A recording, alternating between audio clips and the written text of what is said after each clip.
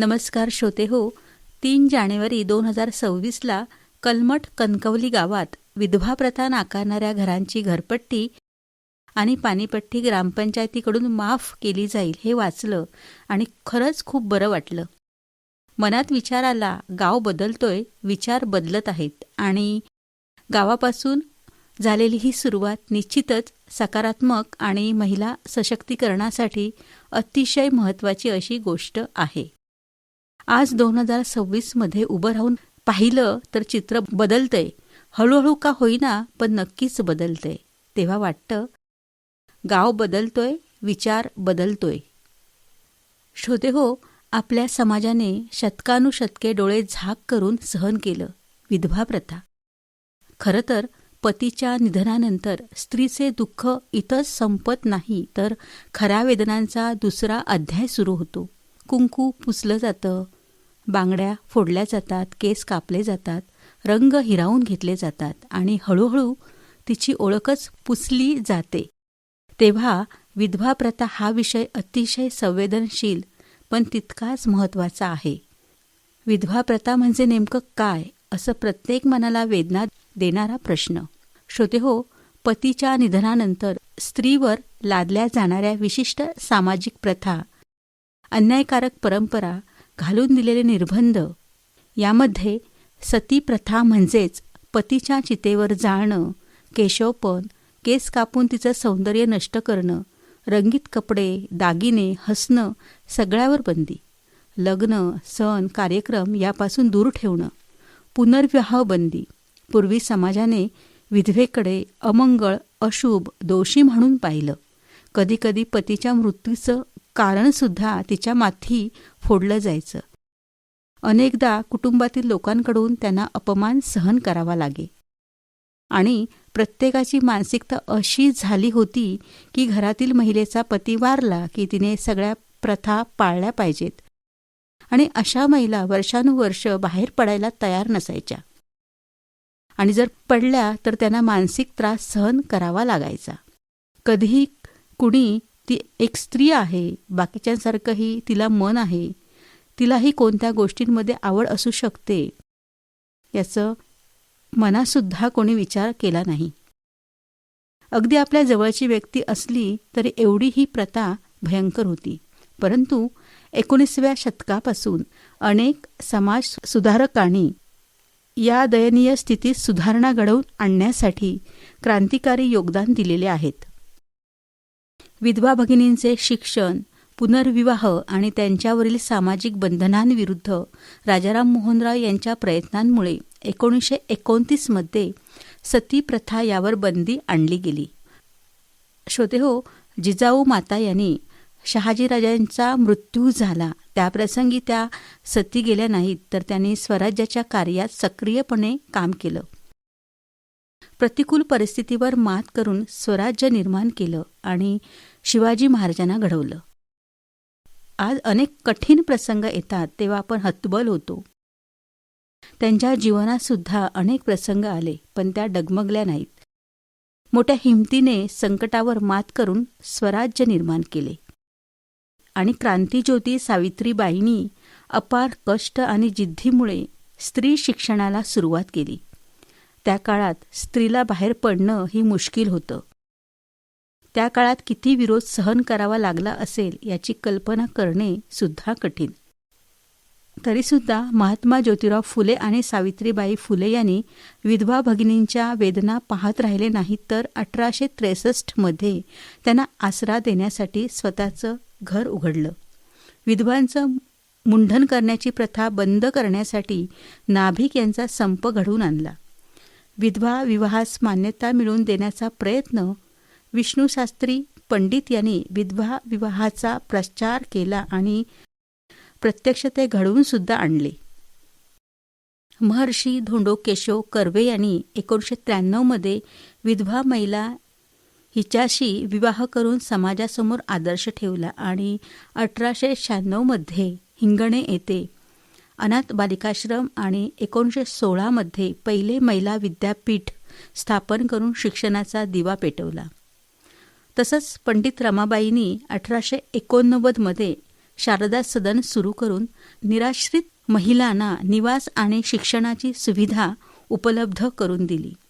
न्यायमूर्ती महादेव गोविंद रानडे यांनी विधवा विवाहाला कायदेशीर आणि सामाजिक स्थान मिळवून देण्याचं कार्य केलं. राजश्री शाहू महाराज यांनी 13 जुलै 1917 रोजी कोल्हापूर संस्थानात विधवा विवाहाला कायदेशीर मान्यता दिली आणि समाजात मानाने उभं राहण्याचे बळ दिले.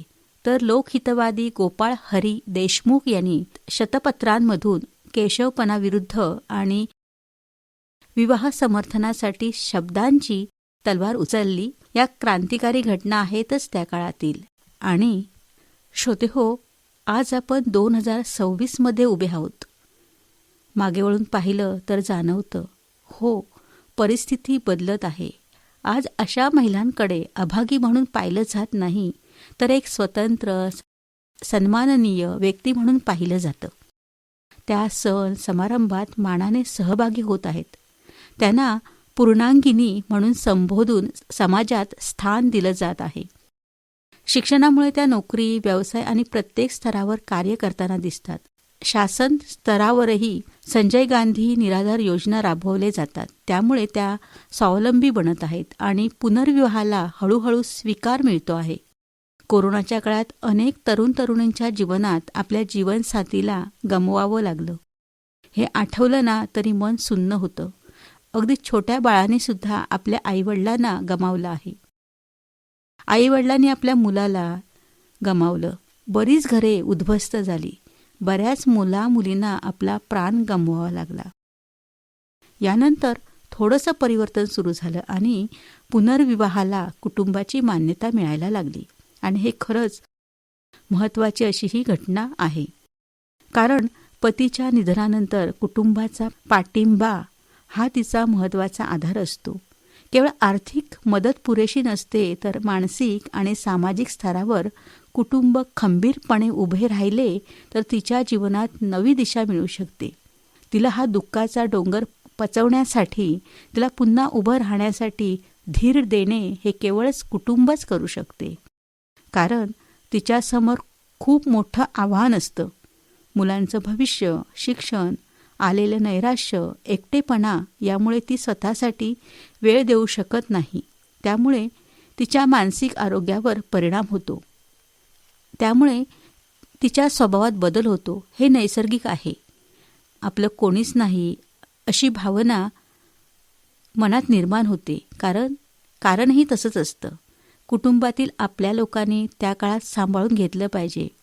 कारण एकल पालक म्हणून मुलांची जबाबदारी पेलताना तिची खूप ओढाताण होते. प्रचंड मानसिक आणि आर्थिक त्राससुद्धा सहन करावा लागतो.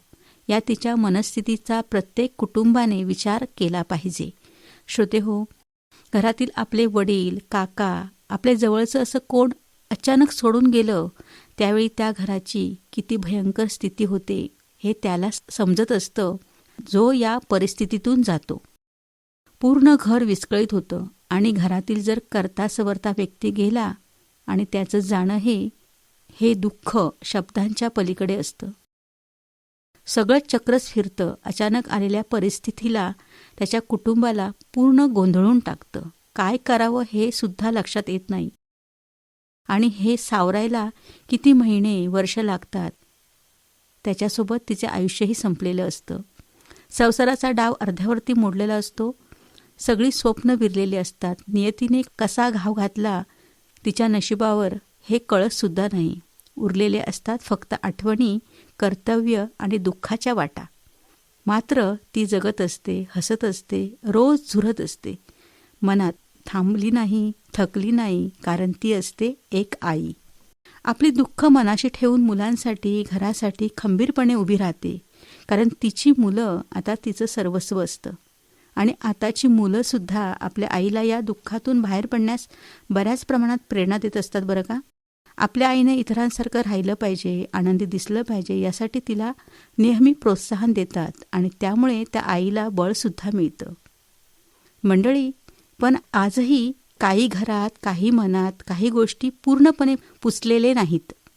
पैशांसाठी संघर्ष, एकटेपणा, मुलांच्या भविष्यासाठी धडपड आजही अनेक महिलांना एकटीने लढावे लागत आहे. आणि अशा वेळी कुटुंबाचा पाठिंबा, समाजाचे संवेदनशील मन, प्रसारमाध्यमांची जबाबदारी खूप महत्त्वाची ठरते. प्रसारमाध्यमही समाजाचा आरसा असतात. अशा महिलांना सन्मानाने जगण्यासाठी, अनिष्ट प्रथा बंद करण्यासाठी अशी माध्यमे प्रभावी भूमिका बजावू शकतात. ज्या महिला खचून न जाता पतीच्या निधनानंतर स्वतःचे करिअर घडवेल अशा महिलांच्या यशोगाथा मांडल्या पाहिजेत. विविध कायद्यांच्या योजनांची माहिती अशा तळागाळातील महिलांना पोहोचवण्यासाठी प्रसारमाध्यमे काम करू शकतात आणि यामुळे विधवा प्रथा मुक्ती चळवळीला खरं यश मिळेल असं मला वाटते. 4 मे 2022 रोजी कोल्हापूर जिल्ह्यातील शिरोळ तालुक्यातील हेरवाड ग्रामपंचायतीने विधवा प्रथा बंद करण्याचा हा ठराव हा समाज सुधारणेचा सुवर्णक्षण मानला जातो. विधवांना सन्मानाने समाजामध्ये जगता यावं यासाठी हेरवाड ग्रामसभेत विधवा प्रथा बंद करण्याचा महत्त्वपूर्ण ठराव घेण्यात आला होता.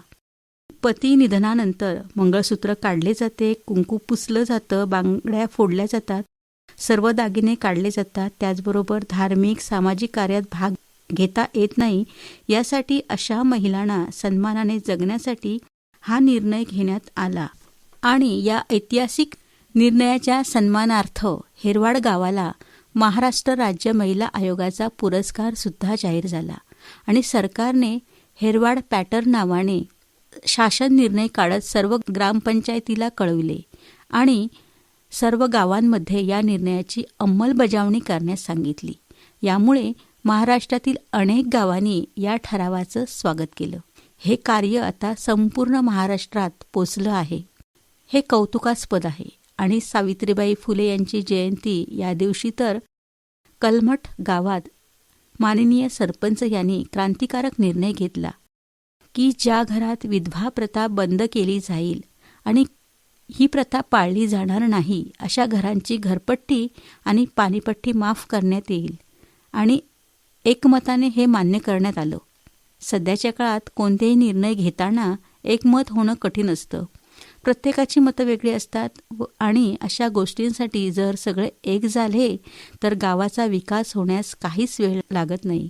हे यातून दिसून आलं आणि प्रत्येक गावातील लोकांनी अशा चांगल्या कामाची प्रेरणा घेऊन सुरुवात केली तर आपल्या गावातील महिलांचा आणि गावाचा विकास सुद्धा होण्यास वेळ लागणार नाही. कलमठ ग्रामपंचायतीने एकमताने घेतलेला हा निर्णय हा सामाजिक सन्मान नसून अशा महिलांना आर्थिक बळ देणारा एक क्रांतिकारी पाऊल मानलं जातं.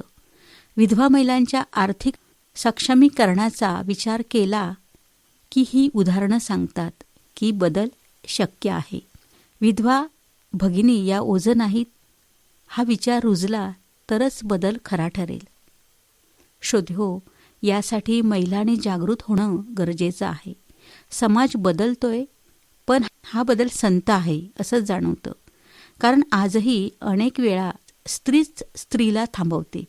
लोक काय म्हणतील, मुलाकडे बघून आयुष्य काढ, ही स्त्रियांची वाक्ये असतात.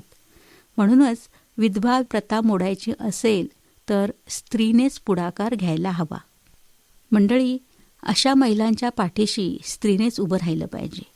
बदलाची सुरुवात घरातल्या एका ठाम निर्णयातून होते आणि तो निर्णय आज स्त्रियांनीच घ्यायला हवा. त्यासाठी प्रत्येक स्त्रियांनी संकल्प केला पाहिजे. जर एक स्त्री दुसऱ्या स्त्रीच्या निर्णयाला पाठिंबा देईल तर समाज आपोआप बदलायला लागेल. आजचा हा छोटासा पाठिंबा उद्यासाठी मोठा बदल घडवेल. जेव्हा स्त्री ठामपणे उभी राहते तेव्हा एक घर बदलतं आणि एक कुटुंब पुढे येतं आणि वाटतं आता गाव बदलतोय. जेव्हा गाव बदलतं तेव्हा शहर बदलतात आणि समाज बदलायलाही वेळ लागणार नाही. आणि तेव्हा वाटेल विचार बदलतोय, सन्मानाचा आणि प्रगतीचा. धन्यवाद.